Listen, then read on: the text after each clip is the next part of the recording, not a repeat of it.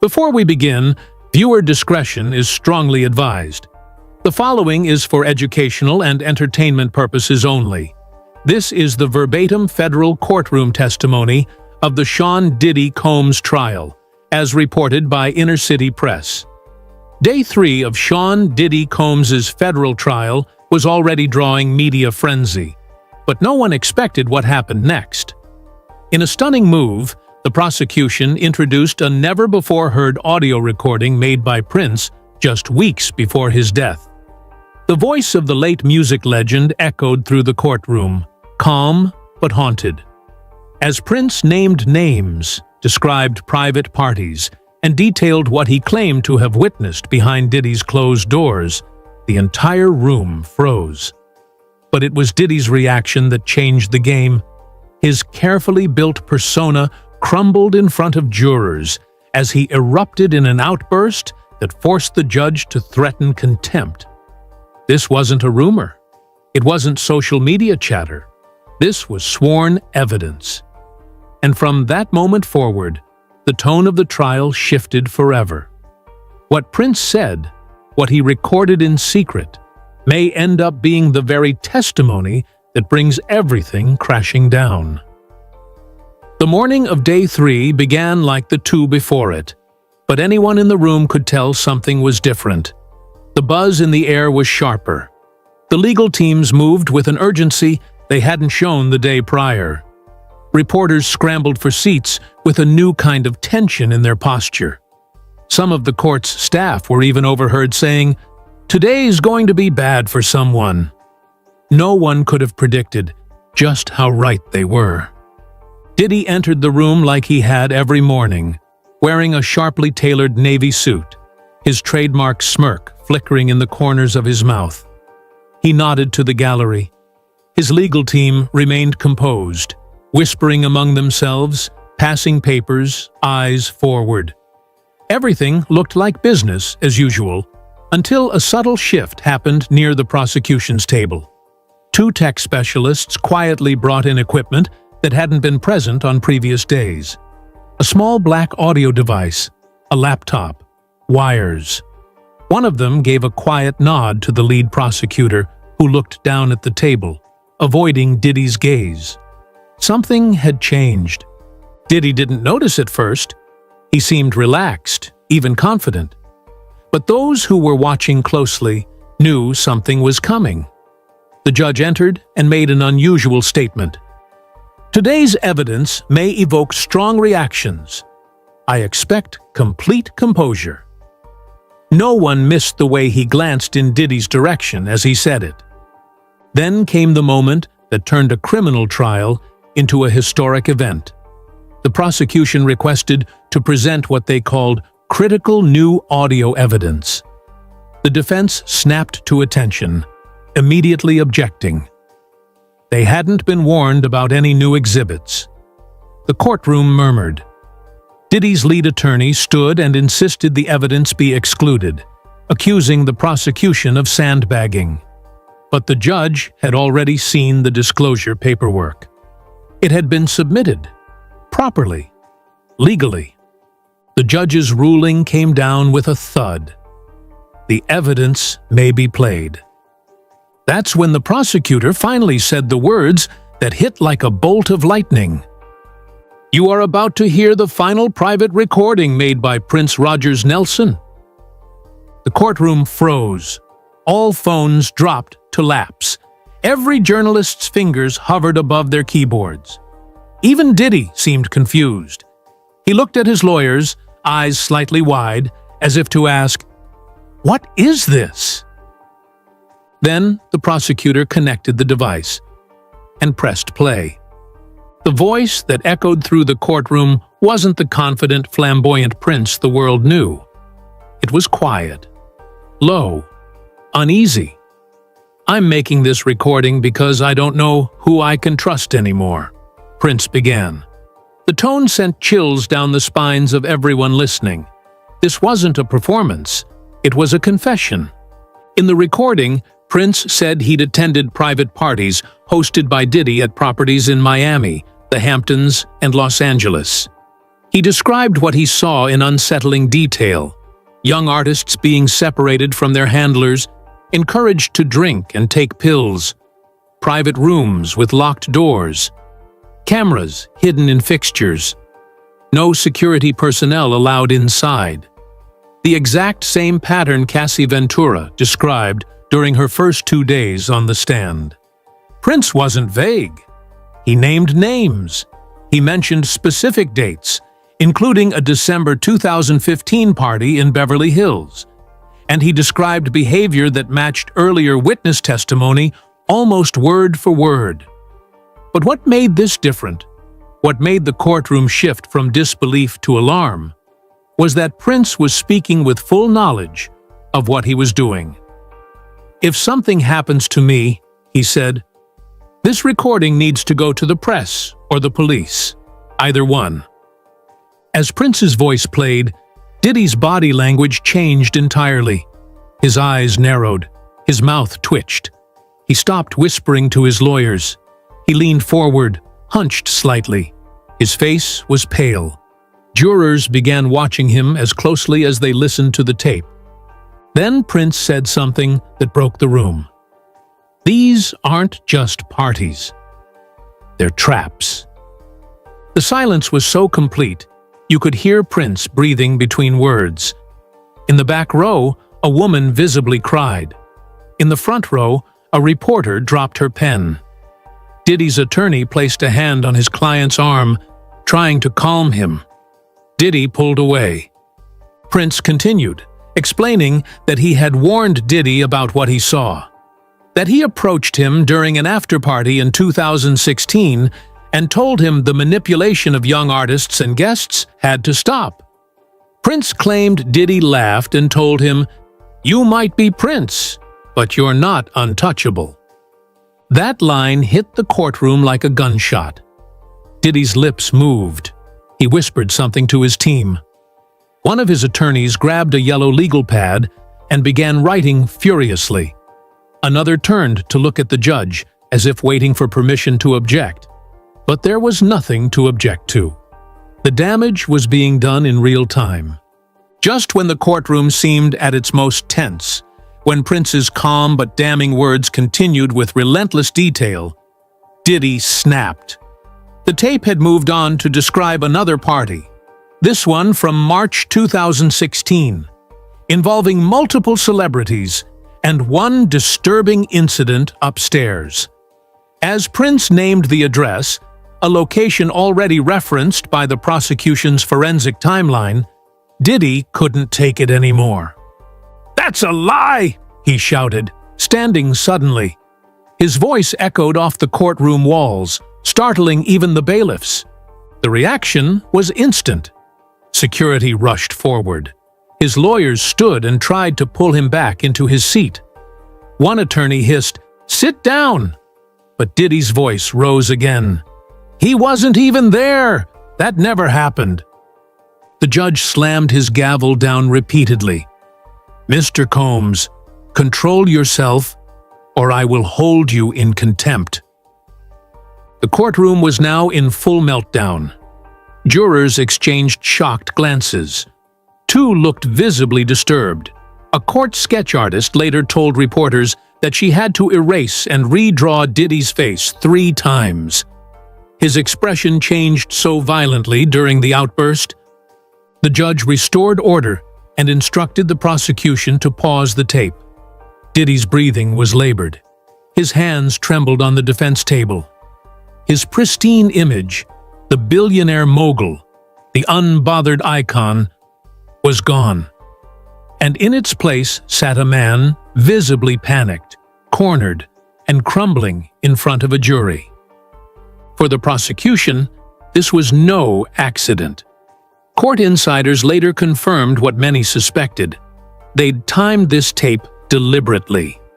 After days of slow build-up, small testimonies, and methodical cross-examinations, they chose this moment, day 3, because they believed it would be when Diddy's guard was finally down. And it worked. He showed the jury everything they needed to see. Rage, guilt, loss of control, all without anyone cross-examining him. And Prince's voice hadn't even finished. After a brief recess to regain control of the courtroom, the judge instructed the prosecution to resume playback of the Prince audio. But by then, the atmosphere had completely changed. No one whispered. No one typed. Even the court sketch artist had stopped drawing. All eyes were locked on the courtroom speakers. The voice of a dead man now controlled the most powerful room in entertainment law. Prince's voice picked up where it left off, with him describing what he called an organized system of manipulation that he had seen firsthand. He spoke slowly, choosing his words like a man who knew what he was saying might never be heard again unless the worst happened. "What I've seen, it's not something you can just forget," he said. "They make it seem glamorous, but I've watched it ruin people." He referenced parties hosted at Diddy's private residences. Again, not just vague recollections, but exact details. Layouts of rooms, names of guests, even the color of the furniture in certain lounges. It all lined up with earlier testimonies from Cassie Ventura and 2 other unnamed witnesses. Most chilling, however, were Prince's references to NDAS and hush payments. "I've seen the contracts," Prince said in the recording. "I've seen the money change hands.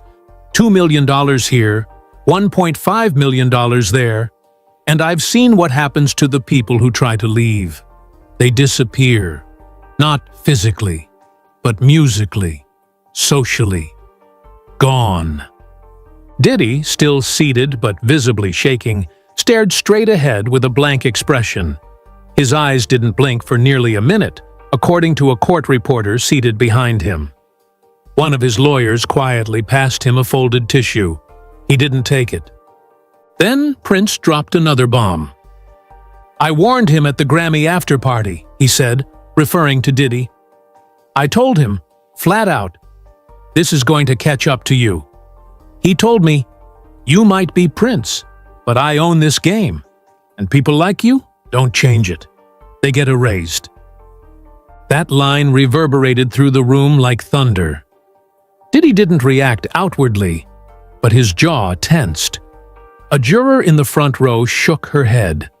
Another leaned back, stunned. This wasn't just a piece of evidence anymore. It was a character assassination with surgical precision. From someone with no reason to lie, no stake in the trial, and no possibility of being cross-examined. Prince, from beyond the grave, was painting a portrait of Diddy not as a flawed man, but as a manipulative predator with a carefully crafted empire of silence and control. And the prosecution wasn't even finished with the tape. If you've ever watched a trial fall apart in real time, this was the moment. The prosecution had built a slow-burning fire with Cassie Ventura's 4 days of testimony, threading together years of abuse, manipulation, and secrets. But now, through the voice of Prince, they had poured gasoline on it. Prince began explaining his own fears. "I didn't speak out during my life," he said, "because I saw what happened to people who did. I watched them lose their contracts, get dropped from tours, shut out of award shows. It's not just about power. It's about fear. Fear keeps everyone quiet." He detailed a moment at one of Diddy's events where he believed a guest was being secretly recorded. "I saw cameras in the chandelier," Prince said. "I mentioned it to a producer who shrugged and said, 'That's just how it is.'" The implication? Blackmail. Surveillance. Control not just through money, but through secrets. It matched stories that had surfaced years ago, rumors of footage Diddy kept for leverage. None of it ever confirmed. Until now. Prince didn't speculate. He documented. "I've got files," he said. "Hard drives, tapes, photographs, all dated, all organized. I gave copies to 3 people. If anything happens to me, check with them. This was no longer just a recording. This was a whistleblower's blueprint, and it explained why Diddy had lost control earlier in the day. He likely knew what else might be out there. He likely recognized details that only someone inside his inner circle could have known. The precision of the tape, its alignment with the prosecution's existing timeline, was too perfect to ignore. As the recording neared its conclusion, Prince said something that may haunt this trial forever. "I've spent my life trying to protect my music, but now I realize it's the people who needed protection. And no one was doing it. Not really. Not when it mattered." The recording clicked off. Silence. The courtroom stayed frozen. And then, the prosecutor delivered her line. "No further questions, Your Honor." She didn't have to say anything else. Prince had done the heavy lifting. From the grave. Immediately after court was adjourned for the day, Diddy's team moved fast. They filed an emergency motion to suppress the Prince recording, claiming the audio's origin couldn't be independently verified, that the witness was deceased and couldn't be cross-examined, and that the tape was prejudicial in nature. But they knew it was too late. The jury had heard it. And worse, they'd seen Diddy break. Legal analysts outside the courtroom were already reacting. "You don't recover from something like that," said one. "The jury just saw the defendant lose control while hearing the voice of one of the most respected artists of all time." Back inside the courtroom, reporters noted that Diddy barely spoke after the tape finished. He leaned forward on the defense table, elbows digging into the wood, staring at the floor. His lawyer tried to speak to him. He nodded, but didn't respond. He looked smaller, fragile, like the world had finally caught up with him. But perhaps the most damning moment came not from the courtroom, but from the jury box. As the judge dismissed the jury for the evening, 3 jurors lingered, glancing back at Diddy. One shook their head slowly, another appeared visibly disturbed. You don't need a transcript to understand what was happening in their minds. They had just witnessed something that would stay with them forever. Prince had done more than damage Diddy's defense. He'd altered the trajectory of the entire trial. And the scariest part for Diddy? Prince said he'd left more behind. As the courtroom remained silent after the recording's final moment, the full weight of Prince's message settled like a fog over everyone present. It wasn't just what he had said. It was how he said it. Measured, mournful, intentional.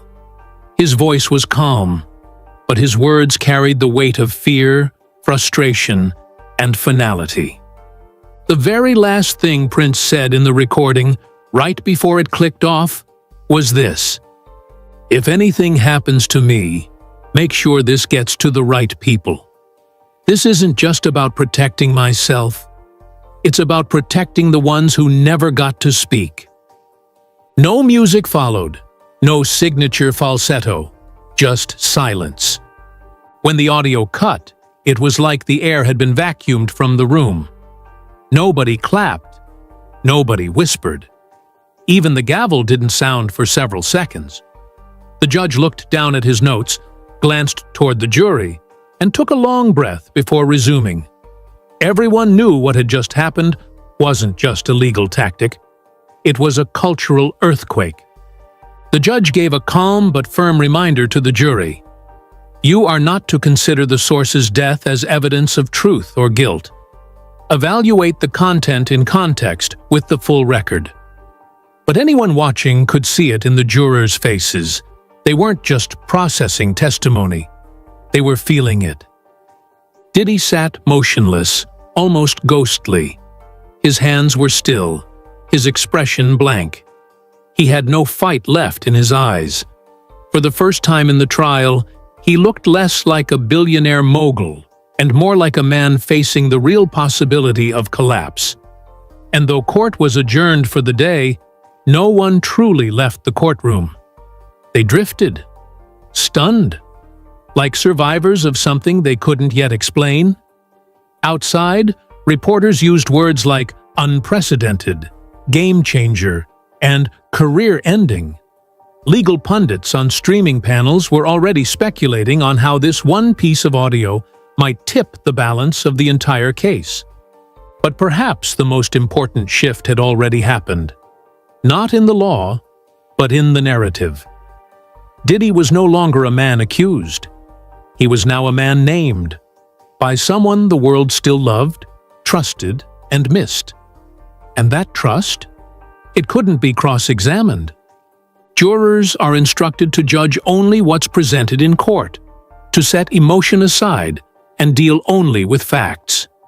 But no human being can unhear a dead legend naming names, describing crimes, and pleading for the world to listen.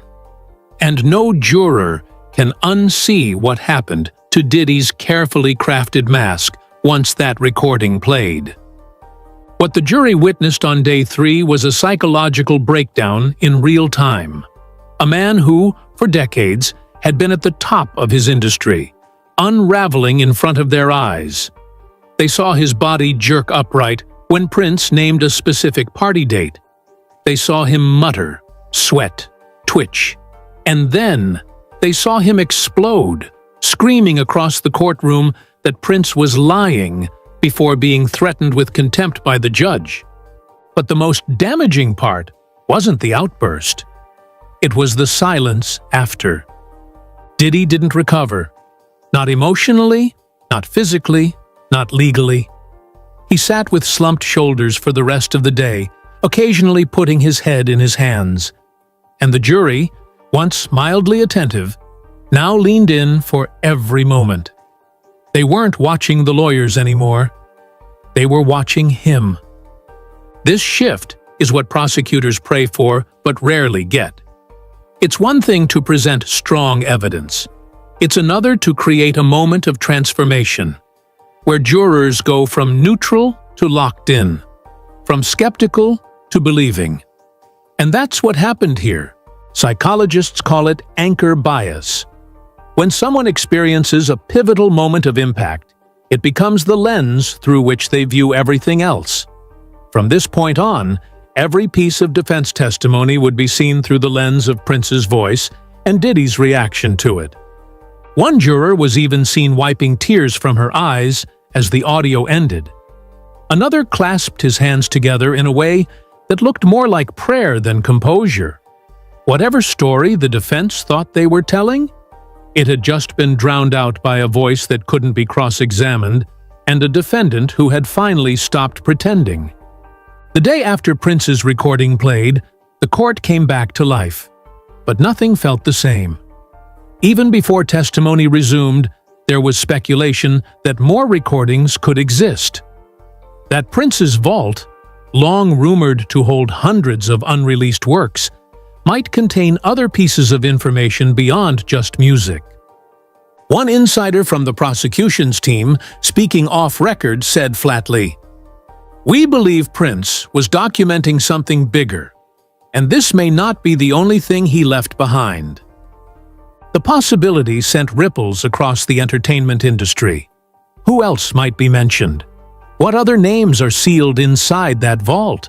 How far did Prince's concerns really go? What's clear is that this trial is no longer just about Cassie Ventura's lawsuit. It's no longer just about freak-offs, NDAs, and past abuse. It has become a referendum on the entire culture Diddy helped build. And thanks to Prince, that culture now has a voice of resistance. Investigators are now said to be requesting additional subpoenas related to Prince's estate, trying to locate hard drives, tapes, and written notes he may have left behind. If authenticated, these materials could open up new cases, add new charges, or even implicate other powerful figures who were once thought untouchable. Meanwhile, Diddy's legal team is in damage control mode. They filed motions to exclude the Prince tape, claiming it creates emotional prejudice. But the judge has already ruled it admissible. And even if it's formally excluded later, the damage is already done. The public has heard it. The jury has heard it. Diddy heard it and broke down. Now, as we head into the next phase of the trial, everyone is asking the same question. What else is hiding in Prince's vault? And more importantly, who will it expose next? Because if Day 3 was the moment the case cracked open, then what comes next might be the moment the entire industry begins to fall.